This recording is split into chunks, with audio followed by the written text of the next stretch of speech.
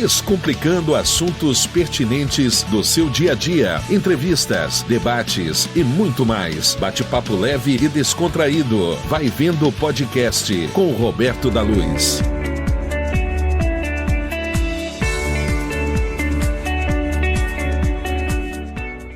Olá, amigos e amigas.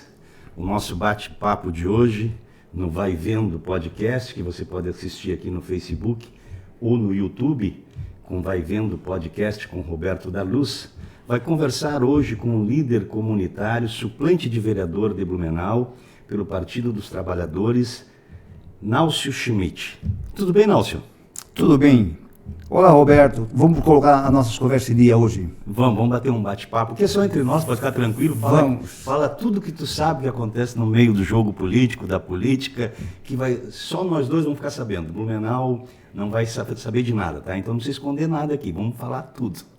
Roberto, uma coisa eu quero dizer, que nunca você sabe tudo, você sabe a metade.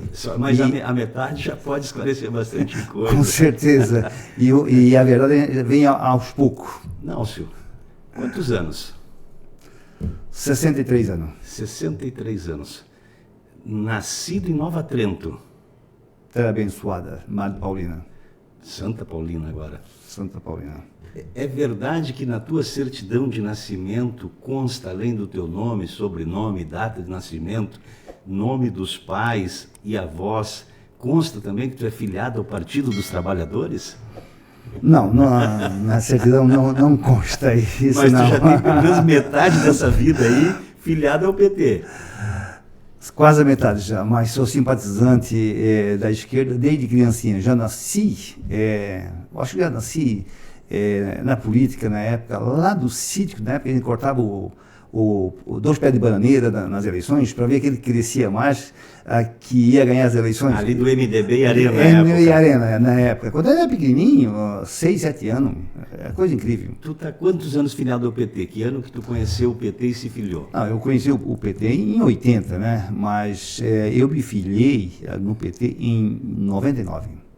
1999, um pouco depois da eleição do Décio para prefeito de Blumenau. Sim. Aí tu já moravas aqui na região da Velha, em Blumenau. Sim, nós viemos de Nova Trento em 1981. São 44 anos que nós já moramos aqui, o mesmo local aí na Velha Central. E aí tu trabalhavas em qual área quando tu veio para cá? No setor têxtil? Sim, eu trabalhei nos primeiros 14 anos, eu trabalhei na área têxtil. Trabalhei 20 anos primeiro na área têxtil. Eu trabalhei 14 anos na Sufabril e depois trabalhei mais 5 anos na Lancaster.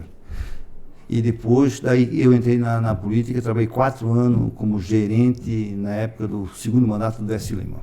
Na época eu te conheci, sempre te achei uma pessoa, um líder comunitário interessado pelas causas populares, vibrante, atuante, participativo. E lá atrás, no ano 2000, tu disputou uma eleição já para vereador, né? Sim, já não sei por que aconteceu, por carga d'água, que eu coloquei o meu nome a disputar na época e fui candidato. E foi uma boa votação, né, Náucio? Olha, o amadorismo na época, sem experiência e sem pretensões políticas. Mas a quantidade de candidatos na tua região e a votação que tu obteve na época era expressiva. Na época lá nós tínhamos em torno de 50 candidatos no bairro da Velha.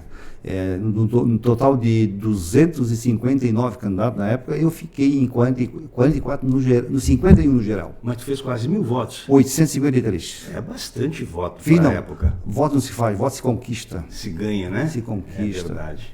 E depois disso tu não concorreu mais? Porque sabe, na época eu casei em 84, então a família nova, eu em 90. Qual o nome da esposa? Maria de Lourdes Gavilha Schmidt, que hoje está fazendo 65 anos. Que legal, os parabéns para ela. Então ela é de Nova Trento ou tu conheceu ela aqui? Não, lá é Nova Trento também. Nova Trento, olha só. Nós era vizinho lá. Que legal, cara. Então, e daí, continuando, em 99 nasceu o meu terceiro filho. Então veja bem, você com um filho, 3 crianças, para você depois disputar em 2004, ficar desempregado e tentar uma eleição que é muito difícil. Na época não tinha fundo partidário? Nada. Quando eu fui candidato, eu ganhei 2 tickets de combustível, 2, de 15 litros cada um, só. E ganhei 15 mil santinhos e ganhei 200 adesivos, aquele estreitinho de botar de carro. Só que eu ganhei. E, claro, a propaganda eleitoral da rádio e televisão, né? Então isso eu não gastei. Só isso que eu ganhei, mais nada. E aí, sola de sapato? Sola de sapato e mais alguns amigos lá que me abraçou lá, e o nosso trabalho também. O Décio se reelegeu, e em seguida o Lula se elegeu presidente. Vocês tiveram uma época de ouro, né? Deputados, vários vereadores em Blumenau, deputado estadual, federal, o partido em franco crescimento, e depois veio um certo baque, uma perda de eleitores, e mesmo assim tu continuou firme no PT. De 3 vereadores caíram para 1, e tu seguiu firme a militância. Não se abate um pouco, às vezes, com os comentários que a população faz, mesmo parente, amigo, cobrando: pô, Nelson, tu tá no PT, o PT isso, o PT aquilo, o PT roubou, o PT no mensalão, o Lula isso, o Lula aquilo, principalmente aqui na nossa cidade? Roberto, nada isso me assusta, porque o cara, para estar na política, ele tem que ter couro grosso, ele tem que ter coragem, ele tem que ter arte, porque a política tem que ter uma arte de fazer política, tem que gostar das pessoas. Então, essa questão de roubou, não roubou, porque, na verdade, todos os partidos se aproveitaram na época da época boa do governo Lula, lá em 2002 a 2008, a 2013, da Copa do Mundo. Ali todos os partidos, porque a maior roubalheira foi na época da construção da Copa do Mundo, que era para os governadores, que administrava. Então, ali que foi todo mundo se aproveitou. As grandes empresas, as grandes obras. Pois é, mas não, aí veio a reeleição da Dilma, em seguida veio o impeachment. O Lula ficou praticamente 2 anos, 580 dias preso. Isso não abalou as tuas convicções? Não te deixou assim, pô, eu vou ter que navegar contra a opinião pública, a gente nunca mais vai recuperar o espaço? Isso não causou um desânimo, uma vontade assim, eu vou largar, eu vou trocar, eu vou procurar outra bandeira? Não, jamais eu faria isso. Porque depois que você trocar de partido político, é a mesma coisa como você separar e era uma outra mulher.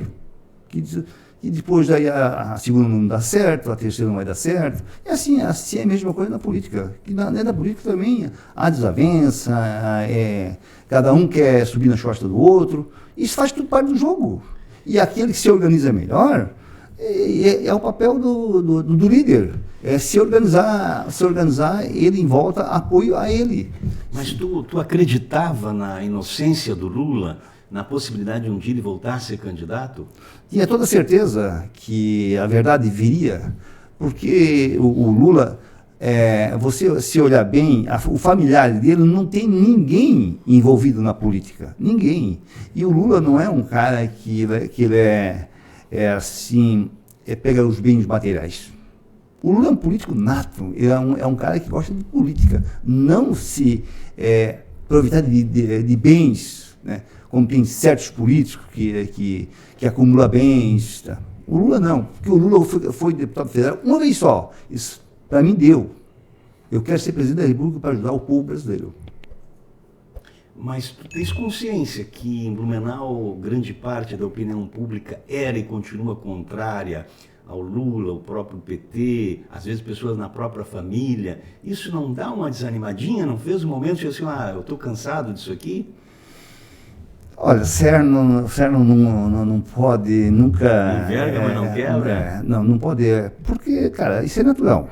Blumenau tem essa convicção, tem essa clareza que 70% hoje... Porque, na verdade, o PT ele foi demonizado. O PT foi demonizado. Tu acredita que isso algum dia possa ser revertido aqui em Blumenau? Vocês agora elegeram 2 vereadores, dobraram a bancada, aumentaram a votação. A Ana fez uma boa votação para deputado federal, o Décio foi para o 2º turno. Isso é uma retomada? Há uma esperança de reconquistar a maioria do eleitorado catarinense? Eu acho que a eleição ela não passa local, regional.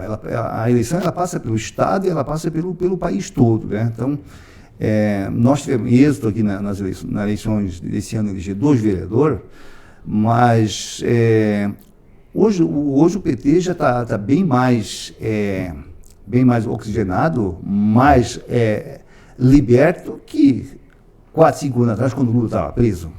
Está mais forte hoje, tu diz? Sem dúvida, sem dúvida. Hoje o Lula governa o país. E o Lula tem uma capacidade política que isso é um dos maiores líderes aqui da América Latina. E, sem dúvida. Mas hoje governa com muita dificuldade também, né, Nálcio? Sem dúvida. Tem um Congresso contrário, não tem o governo, não tem mais aquele ar de novidade, nem aquela pujança de 2003 a 2010. É um governo um pouco diferente, né? Não, sem dúvida, é um Congresso conservador, totalmente diferente ao que o Lula pensa, mas o Lula é um cara que não se dobra, entende? Ele é um cara que busca alternativa para que o Lula não governa com o fígado, ele governa com as pessoas. Então, o arco da aliança, se não dá com um, dá com o outro. Feito essa pequena retrospectiva aí, e também uma avaliação do cenário estadual, nacional, voltando aqui para Blumenau, nas perspectivas, depois de 25 anos, é isso? Tu voltou a ser candidato a vereador. Foi em 2000 a última? Foi em 2024, são 24 anos. São 24 anos depois, tu voltou a disputar uma eleição, novamente alcançando uma suplência. Agora está na terceira suplência? Terceira suplente da nossa federação. De dois vereadores. De 2 vereadores. Qual a tua expectativa de futuro? Cara, a expectativa nossa é nós crescer em Blumenau, porque praticamente os partidos grandes aqui estão se aniquilando todos. Está ficando tudo resumindo de um partido só. E isso não vai dar certo, porque 2, 3 leão numa jaula não sobrevive. E nós, da esquerda dos trabalhadores, trabalhador nunca vai se acabar. É isso aí. Trabalhador nunca vai acabar. E nós, como defendemos os trabalhadores, a tendência é nós crescer. Não, a história ela vai vir, a verdade. Tu tocou num ponto que me faz despertar uma reflexão, a questão dos trabalhadores. A nossa sociedade passou por uma transformação. O mundo, o Brasil, não é mais o Brasil dos anos 80. Do movimento sindical forte, de empresas com milhares de funcionários, de líderes sindicais fortes, como Lula e outros tantos, Paulinho e outros tantos que fizeram história no movimento sindical. Hoje nós vivemos um pragmatismo moderno, onde as pessoas não querem ser CLT, as pessoas querem ser empreendedores, né? Sonhar os seus próprios sonhos e tentar realizar. Tu não vê uma certa distância entre a realidade que essas pessoas sonham hoje e o caminho que defende o PT, assim, um pouco mais limitado, me parece, a essa perspectiva de trabalhador CLT e também de apoiar as famílias mais carentes, necessitadas com o Bolsa Família, ao mesmo tempo que ele tem um afastamento dessas ideias que é da classe média, que é hoje a maioria em Blumenau, por exemplo, onde todo mundo quer ser um MEI, quer ser um empreendedor, quer ter esse sonho. Tu não acha que o partido atrasou um pouquinho nisso, não está meio ultrapassado? Sim, nessa questão eu concordo contigo, Roberto, que eu acho que ainda hoje nós PT não trabalhamos ainda essa questão do empreendedor, tanto do empreendedor, ainda continuamos nessa do trabalhador, que hoje o trabalhador não quer mais ser chamado de trabalhador, sim de empreendedor, mas empreendedor e trabalhador é a mesma coisa. O empreendedor ele tem que trabalhar muito mais que o cara da CLT. Às vezes ele tem que trabalhar o dobro de horário para ganhar o mesmo tempo que um trabalhador profissional. E ele não tem uma rede de segurança social que o CLT tem, que o pobre completamente sem condições financeiras, que se enquadra, por exemplo, lá no Bolsa Família, ele tem a possibilidade até de receber um LOAS, né, vários benefícios, enquanto que o MEI, esse empreendedor, pequeno empreendedor da micro pequena empresa, ele pode ter, de repente, um período de empreendedorismo que lhe dê resultado, conquistas financeiras, e de repente pode ter um período de decadência e vai fazer 50, 60, 65 anos sem aposentadoria. O nosso país está um pouco falho nessa proteção a essa rede de pessoas que não estão mais no mercado formal, né? Sim, o mundo mudou, o Brasil mudou muito dos 30 anos para cá, desde da era Fernando Henrique Cardoso para cá, o Brasil se transformou, o Brasil dobrou de tamanho. E lá nos anos 80, 90, até 2000, as grandes empresas tinham o poder de dominar a classe trabalhadoras. Depois de 2000 para cá, começou a fragmentar mais as grandes empresas, começaram a abrir, né? E abrindo pequenas empresas, e as grandes empresas começaram a reduzir, e as pequenas começaram a crescer, e depois veio os empreendedores, que virou pessoa jurídica, que mais prestador de serviço que um trabalhador profissional. Então, porque ele não tem uma carga horária só de 44 horas semanais, não tem 13º, não tem férias. Não tem final de semana, então não tem sol, chuva, e tem que trabalhar. Me parece que tem que voltar um pouco o horizonte também para essa classe, né? Sim, tem de... O segmento social. Eu acho que esse pessoal primeiro tem que se preparar para ser um empreendedor, você tem que ser mais profissional, porque não é simples. Porque hoje, né, o maior que se abre hoje é cabeleireira, barbearia. Mas hoje o Uber é um empreendedor. O Uber é vender carvão ali na esquina, tudo isso. Cara, sábado, domingo. O grande problema é que esse pessoal não tem contribuição com a Previdência Social, né? E a mãe depois acontece um acidente, fica doente. Então, não tem certas proteção social nenhuma. Tem que fazer uma avaliação muito grande se vale a pena trabalhar como CLT ou ser empreendedor, né, que dá menos que um trabalhador com a CLT. Tu teve uma passagem como assessor na Câmara de Vereadores, muito próximo ao poder e ao funcionamento da Câmara. Tem algumas situações em Blumenau que a população espera respostas.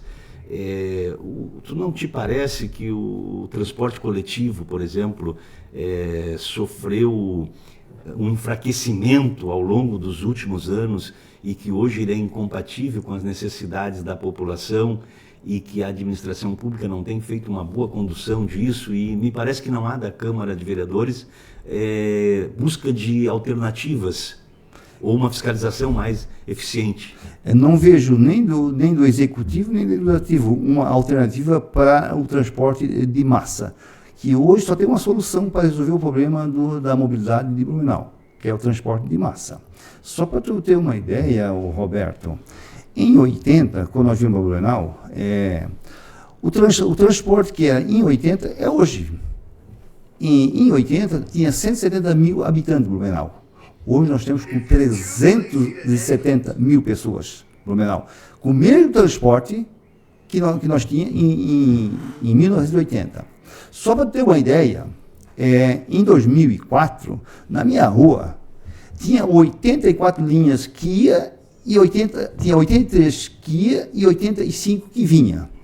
Hoje tem 44 linhas durante a semana e sábado e domingo tem 2 horas. Pois mas duas coisas ocorreram, né?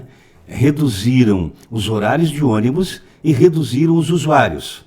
Por que as pessoas não querem mais usar o ônibus? Também nós temos que falar que na pandemia também, como parou tudo aí, as pessoas acharam alternativa. Então aí as empresas começaram a contratar transportes para os seus funcionários, os próprios trabalhadores conseguiram outro de bicicleta, moto, carro, e se acostumaram nesse sistema.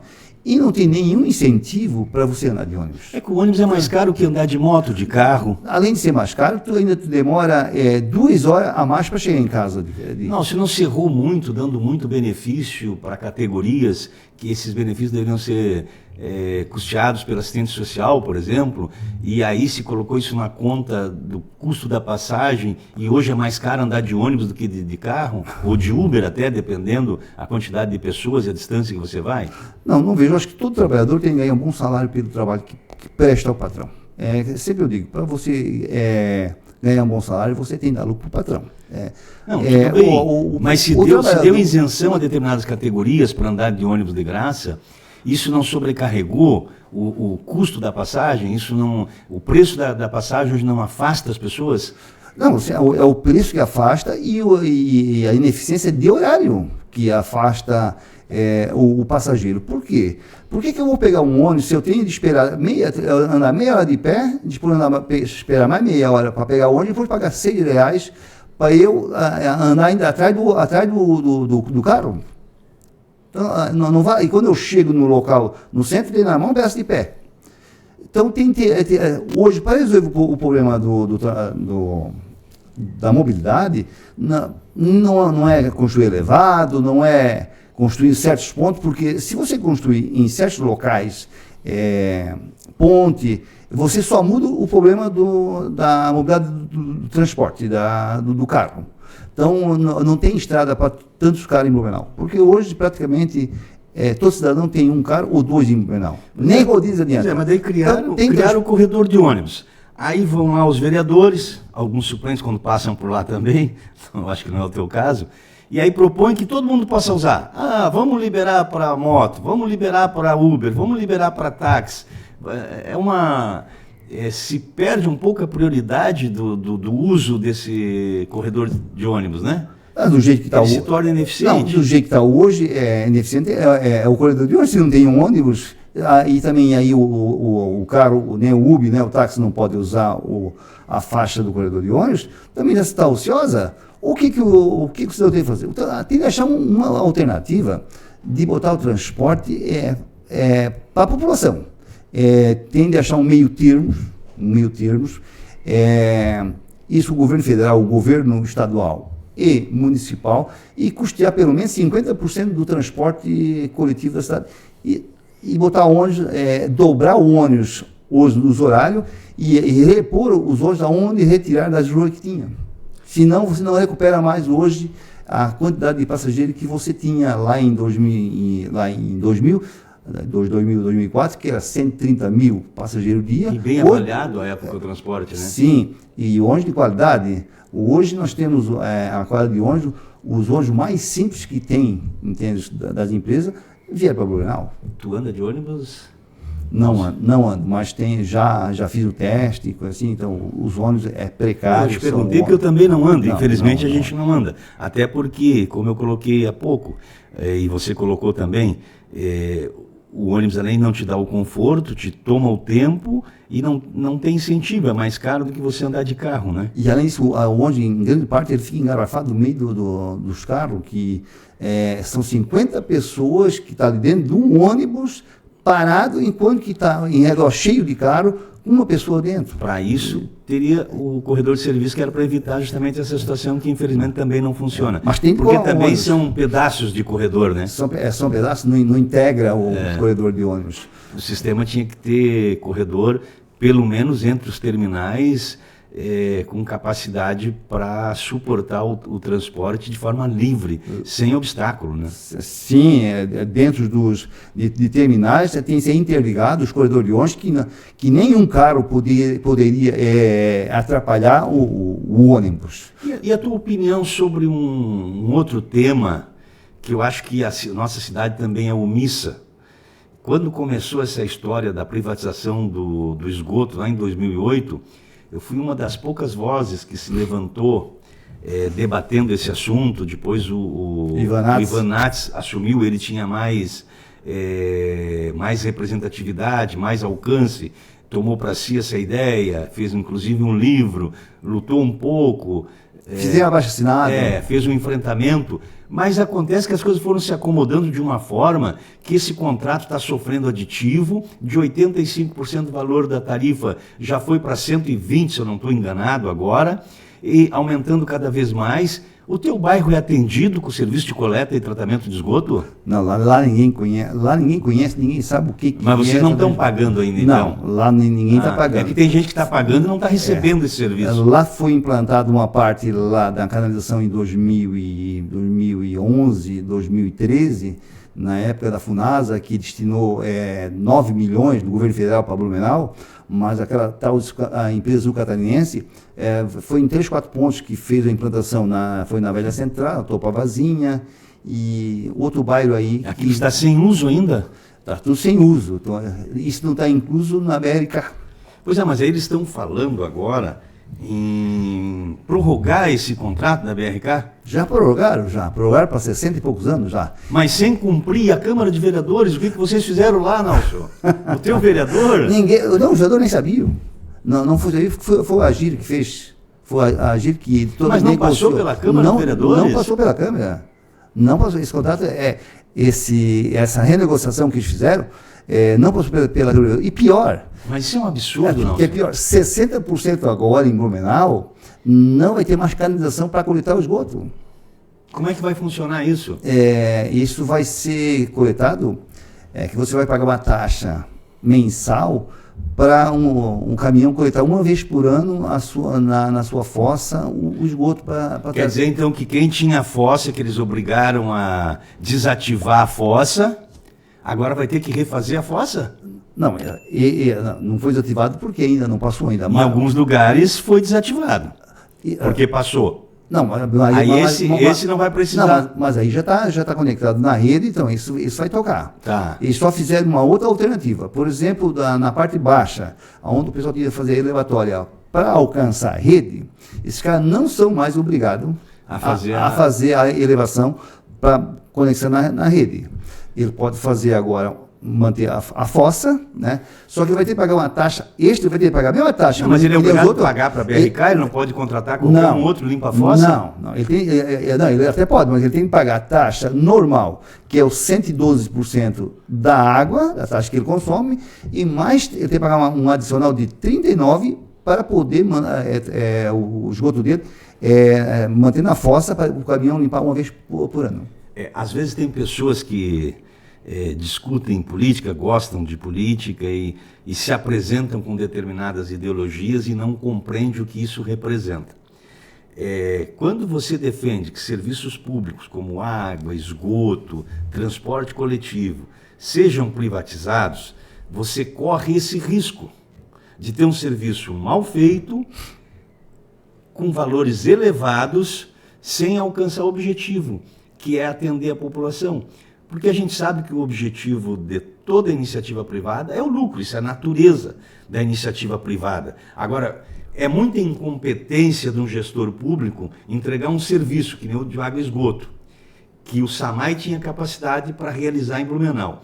Terceirizar isso a esse custo para a população e sofrendo essas alterações ao longo dos anos, e como você colocou, repassando essa responsabilidade para uma agência reguladora sem passar pela Câmara de Vereadores.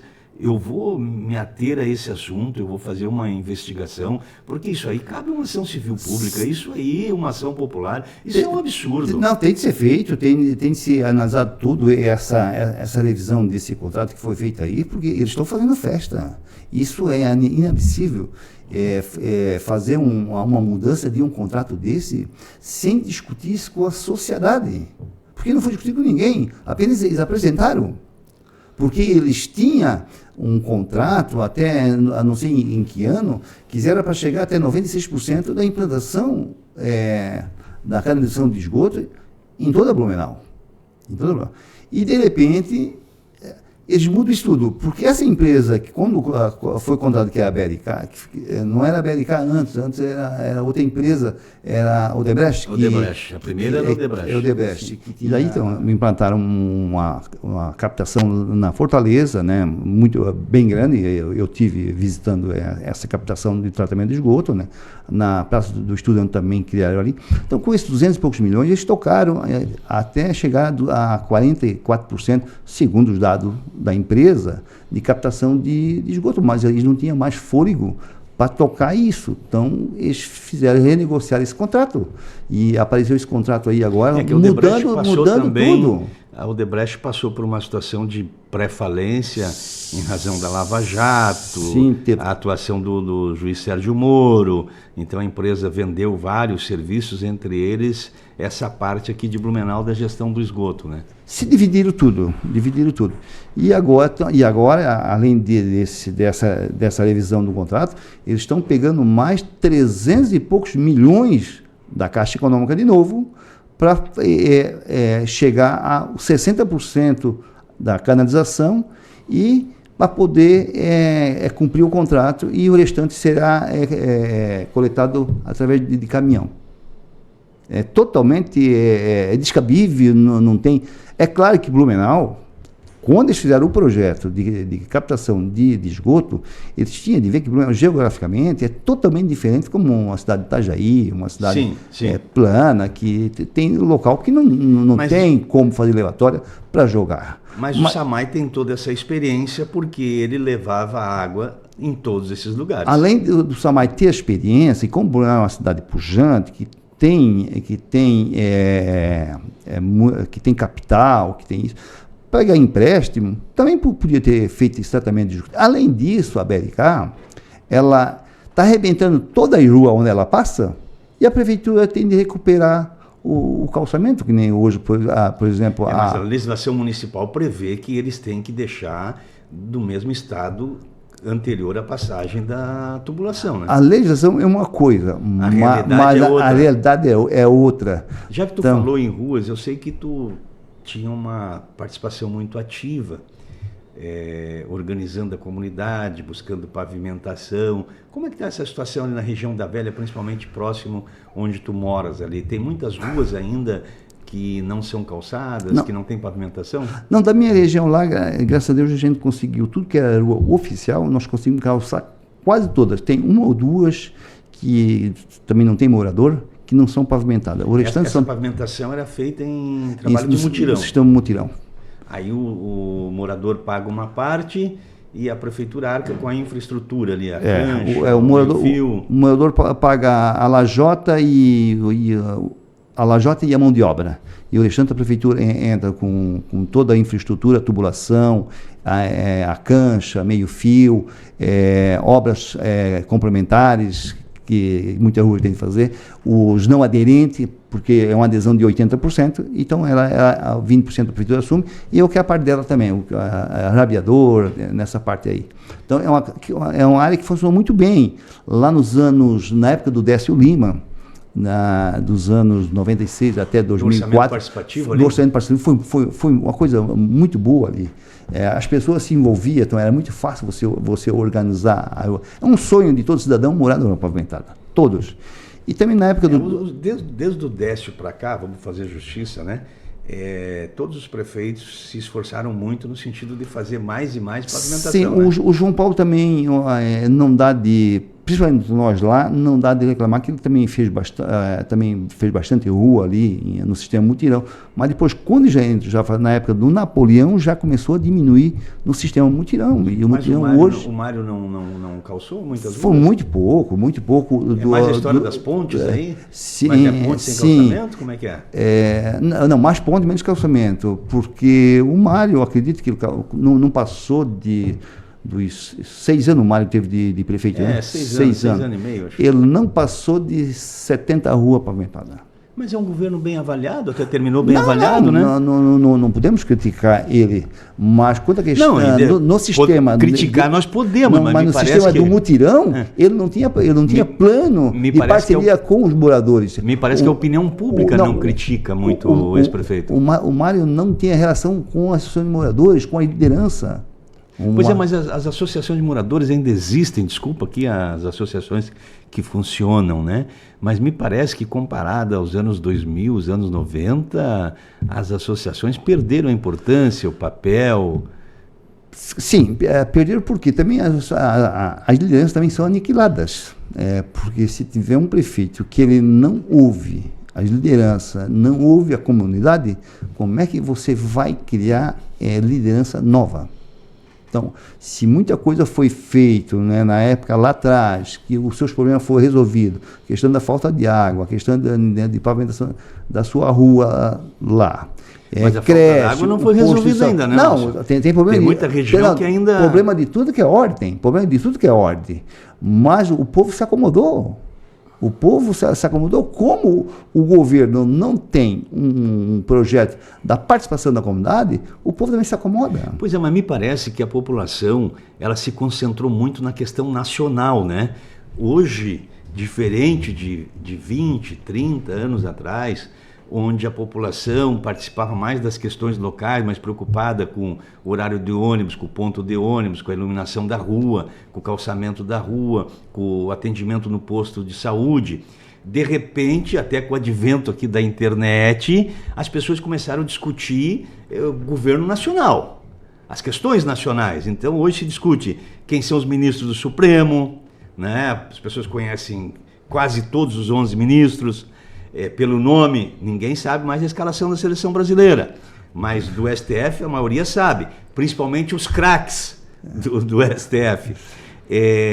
As pessoas sabem quem são os líderes do Congresso Nacional, da Câmara, do Senado, né? Algumas lideranças nacionais da política, alguns governadores, mas se perdeu um pouco aquela preocupação local. Parece que assim, nós resolvemos, aqui já está resolvido, agora vamos ajudar a resolver o Brasil. Será que é isso? Olha, eu concordo com o Roberto, sim, que as questões foram mais para nacional que local. Porque próprias eleições do ano passado, elas se ouvia falar mais do Marçal que nas eleições aqui municipal. O pessoal não estava nem aí para quem... Você falou de um fenômeno interessante, né? Não estava nem aí para os candidatos a prefeito. Não se falava praticamente dos confrontos havidos em Blumenau, nos debates e tal, mas se falava o que tinha acontecido, a cadeirada do Datena. O grande debate político foi São Paulo. Foi São Paulo. Não foi aqui, que aqui foi uma campanha morta de paz e amor aqui, assim. Foi a vitrine do Brasil, foi São Paulo, São Paulo. Então o pessoal quer sangue, o pessoal quer político, né, que pega firme. Vamos dar soco aqui na mesa, o pessoal chamar atenção para a nossa audiência também. Então. O eleitor não quer político bonzinho. Ele quer político que seja firme, que fale a verdade, que não enrola. Tá, mas aí tu me chamou a atenção por um fato. Existe uma diferença entre o discurso e a prática. Não, sem dúvida. E nós conhecemos alguns bons políticos de palanque, de televisão, antigamente era de palanque, né? Agora é de televisão, de internet, mas que na prática esses políticos não se dedicam a melhorar a vida das pessoas. Nós temos uma relação enorme de políticos que estão pouquíssimamente preocupados com o desempenho na Câmara Federal e no Senado, mas estão preocupados com os stories que eles vão fazer. Então eles estão preocupados qual é a imagem que eles vão passar diante daqueles assuntos, daquelas votações. E aí eu me vejo assim meio numa encruzilhada. Qual é o político que nós precisamos?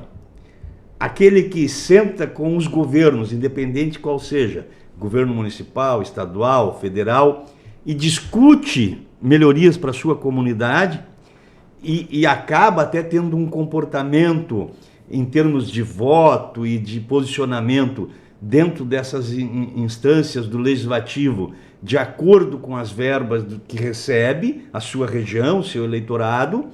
Em contrapartida, nós temos alguns que pouco importa se vai receber qualquer coisa, ele quer vender o peixe dele, ele não quer abrir mão do posicionamento ideológico dele. Aí eu fico me perguntando, para o cidadão, para o eleitor, para a sociedade, qual o melhor? Cara, o melhor é a política de mão dupla. Eu acho que passou a eleição, os políticos têm que sentar na mesa e resolver os problemas da sociedade, entende? Do povo brasileiro. Que hoje tem político que não reconhece o presidente Lula. Tem político que reconhece o presidente inelegível, que é o presidente do cara. Então, isso deixa cada vez mais o cidadão enojado da política. Manoelson, eu sou obrigado a te fazer uma provocação e um questionamento, porque tu é militante raiz, quase no registro de nascimento, como filiado ao PT, desde os primórdios do PT. Tem E o lado. PT tinha essa característica de ser um partido muito cobrador na oposição, de ser um partido de posição radical, forte, a ponto que muitos não assinaram nem a proclamação da nossa Constituição de 88, se negaram a assinar a Constituição. E faziam oposição ferrenha em alguns lugares, com pedidos de impeachment, por exemplo, para o Fernando Henrique e outros. E, de repente, o PT virou vidraça. Mas o PT, onde ele é oposição, ele tem esse comportamento de sentar, conversar, de buscar o melhor para a comunidade, buscar obra, ceder. Na Câmara de Vereadores, quando tu estavas participando lá, o PT tinha essa posição de oposição, mas buscando a melhoria para a comunidade? Não, sempre quando estive na Câmara de Vereadores, sempre nós trabalhava para a melhoria da comunidade. Sempre buscando. Eu digo isso porque tu era assessor de um mandato, né? De 2 mandatos. De dois mandatos. Eu trabalhei 14 anos e meio na Câmara de Vereadores. Então sempre a gente trabalhava para melhorar a vida da comunidade. Independente de quem era o prefeito. Independente de quem era o prefeito. Sempre nós parceiros, sempre participamos de inauguração. Fomos convidados, sempre fomos respeitados. Tu acha que é possível, então, você ter uma posição firme durante a eleição, vender a tua ideia, o teu projeto, e quando assume a Câmara, ter uma posição em defesa da sociedade? Da sociedade. Não tem mais que você defender o seu ex-presidente.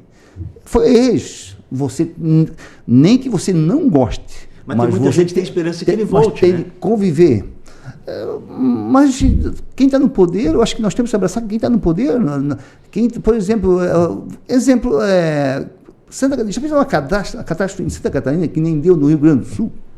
Como é que o nosso governador ia pedir ajuda à União na forma que ele trata o presidente Lula? Porque hoje todos os investimentos que vêm para Santa Catarina é através do nosso deputado, é através do governo federal, que investe em Santa Catarina sem olhar partido. Mas o governador reclama que não vem o suficiente. Não, o suficiente, eu concordo que nunca vai vir, nenhum presidente vai conseguir mandar recurso para o Estado ou para o município suficiente para a demanda que tem o município e o Estado. Porque hoje, por exemplo, a BR-101 está sufocada, nós precisaríamos outra BR. Assim que nós terminar a BR-470, ela já vai estar sufocada também. Tá, mas e o PT está dando, o governo Lula está dando atenção a 470? Sim, com todo vapor, estou tocando a obra, só não vê quem não quer, mas o trevo do Baderfurt, ontem ainda eu estava vendo, então, todo vapor para entregar agora em junho. Mas está faltando, sabe que até junho termina, tem as 2 pontes que tem que terminar, tem que terminar o acesso do viaduto. Termina. Depois até Indaial tem alguns gargalos. Só se houver imprevisto com a questão climática, mas tudo... Mas tem recurso? O governo está liberando recurso para isso? Para isso tem. Foi reduzido o orçamento. Porque o governo Moisés, eu sei, o governo Moisés, governador do estado, quando o Bolsonaro era presidente, o governador Moisés colocou 200 milhões, mais de 200 milhões na 470. 400 milhões o governo Moisés colocou nas estradas federais. Em 3, né? A 282, a 280, a 470. O governo federal nem olhou para Santa Catarina, só vinha aqui passear de jet ski, a motociata. Calma aí, não, Náucio. Isso tem que ser claro. Calma aí, Náucio. Eu tô elogiando o governador, eu não estou criticando o ex-presidente. Isso aí é por tua conta. Tu disse que o ex-presidente não colocou dinheiro na 470? Não, o ex-presidente não colocou dinheiro na 470. Tu quer dizer que o Lula colocou mais dinheiro na 470 do que o Bolsonaro? O presidente Lula já botou na 470...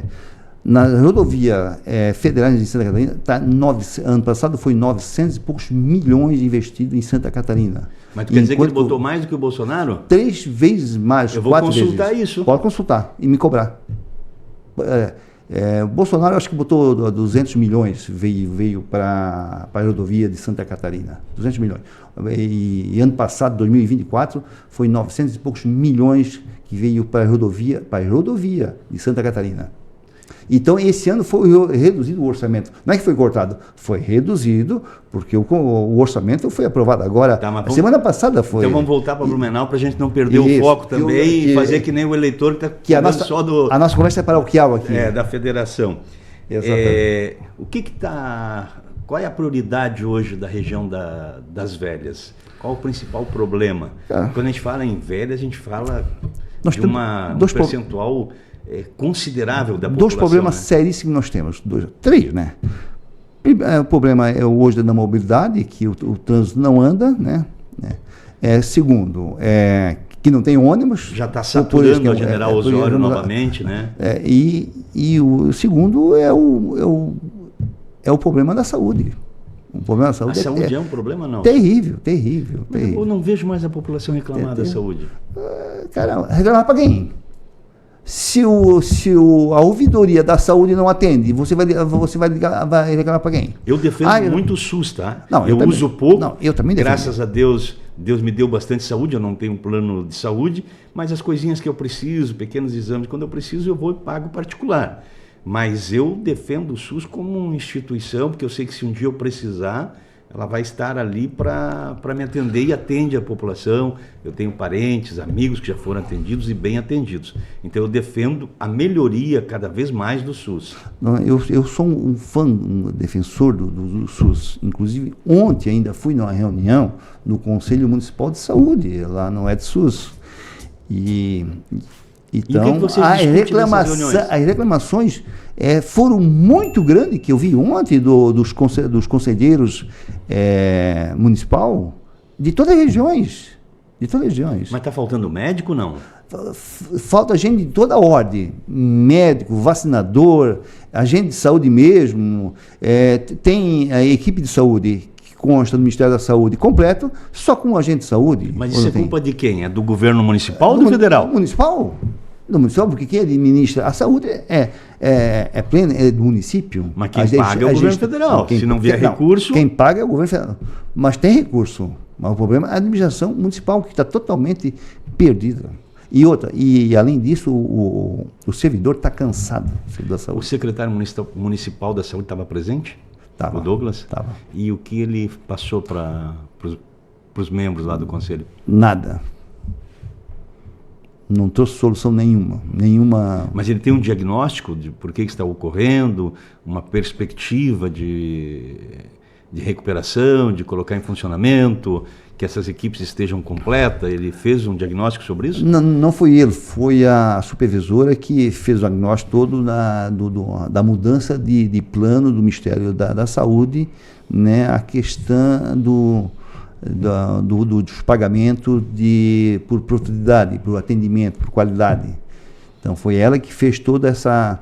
Então o servidor está muito descontente, né, pela cobrança que tem pelo usuário, né, e por falta de atenção do governo, do administrador.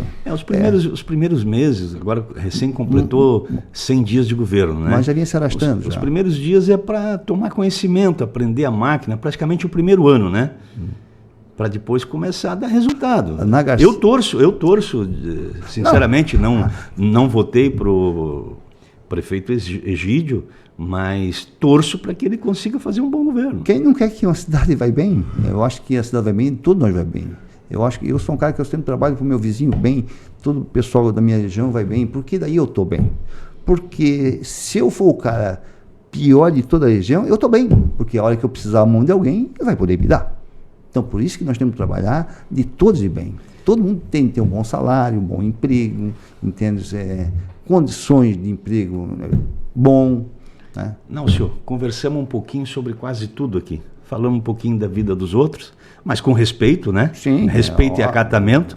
Esse é o mínimo que nós temos que ter. São críticas ponderadas dentro de uma realidade que as pessoas têm o direito de discordar. Sem dúvida. E acredito que muitas pessoas vão discordar de muita coisa que tu falou, principalmente com relação ao governo federal, porque o perfil do público blumenauense hoje é de 70 a 30. Tá? Sim. Então a tendência é a maioria discordar. Mas tu tens a tua linha, tu tens a tua história. Eu tenho muito respeito pelo teu trabalho como uma liderança comunitária política. Hoje não deu tempo nem para a gente fazer uma leitura sobre o quadro político e eleitoral e perspectiva, porque tu tens uma leitura muito boa sobre isso, né? Antes das eleições a gente sempre conversa sobre essas questões e a gente tem um índice de acerto muito grande. Infelizmente nós só não acertamos com relação a nós, né? Ficamos sempre na suplência, mas a gente sabe as dificuldades que a gente enfrenta. E eu tenho dito às pessoas, a eleição hoje, e tu mesmo tem essa leitura, em Blumenau se tornou muito difícil. Nós temos só 15 vereadores, a maioria absoluta dos vereadores se reelegem, aqueles que não se reelegeram foi porque não disputaram a eleição, ou um ou outro porque o partido, né, não obteve sucesso, ou elegeu muita gente, faltou espaço. E quem se elegeu, mesmo aqueles que são debutantes, estreantes na política, eles estavam agregados a algum tipo de mandato, ou deputado federal, deputado estadual. Então a política ela se tornou, a eleição em Blumenau de vereador é quase uma eleição de deputado. Então eu valorizo muito cada liderança municipal que disputou a eleição, que fez aí na casa dos seus 1.000 e poucos votos, que é o nosso caso, né? Com poucos recursos. Ficamos juntos, eu e tu. Porque se a gente tivesse gastado um monte de dinheiro, a gente dizia, nós somos ruins de voto. Mas com a quantidade que a gente gastou e a proporção de voto, a gente pode dizer, nós temos amigos. E tu estás numa perspectiva, acho que tu deves, nos próximos 2 anos, aí, quem sabe, assumir a Câmara em algum momento, né, para apresentar o teu trabalho, e acredito que tu tem lenha para queimar, né, e que tu continue defendendo tuas ideias e principalmente defendendo a comunidade. Eu gosto muito da tua posição porque tu és uma pessoa, uma liderança comunitária. Tu tens o teu partido, mas isso é uma outra questão, uma outra discussão. Primeiro tu busca o benefício para a tua comunidade. Não, eu acho que esse é o meu papel, é plantar árvore para ter lenha para queimar. Então, sempre, esse foi a minha trajetória. Então, quanto à questão da política, hoje os partidos praticamente se acabaram, se alinharam, viraram todo, né, a tal de centrão, tá tudo alinhado. Então, se reduziram a 4, 5 forças políticas. Porque hoje tem 2 coisas que mandam na política, é o fundo eleitoral e a máquina pública. A máquina pública. Junta os 2, não tem ninguém que entra ali, está igual um clube fechado. Se elege secretários, suplentes, pessoas que já estão dentro do gabinete. Não, os próprios vereadores, porque os vereadores, além dos vereadores, tem os assessores, tem a sua estrutura e tem uma outra grande estrutura dentro do governo e, além disso, tem o servidor público que também são trabalhados...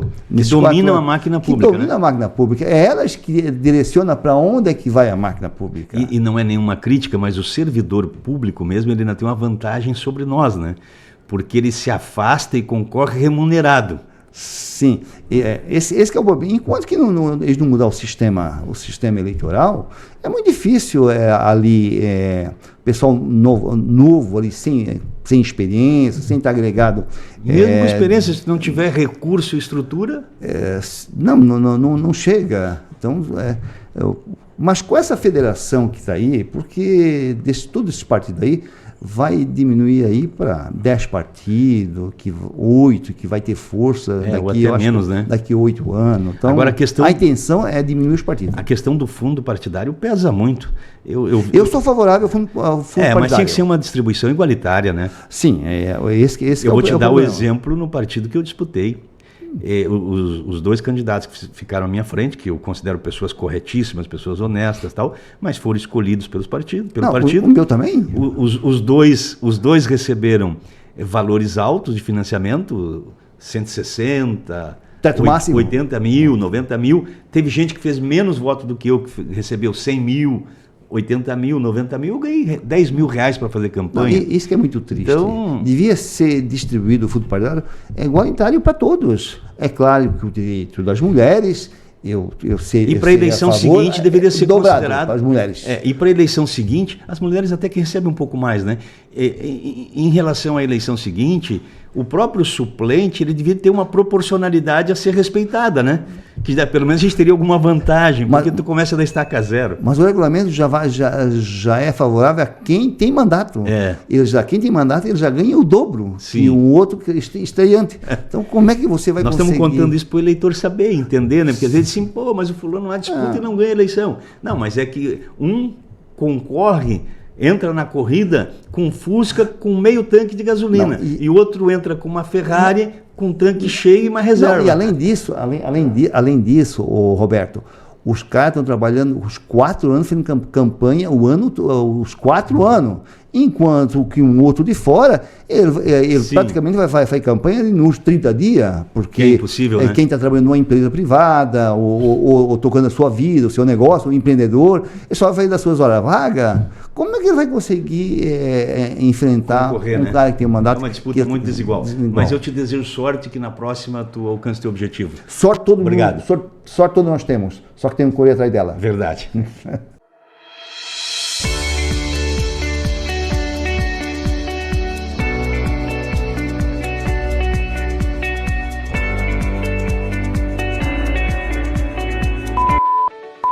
Descomplicando assuntos pertinentes do seu dia a dia, entrevistas, debates e muito mais. Bate-papo leve e descontraído. Vai Vendo Podcast com Roberto da Luz.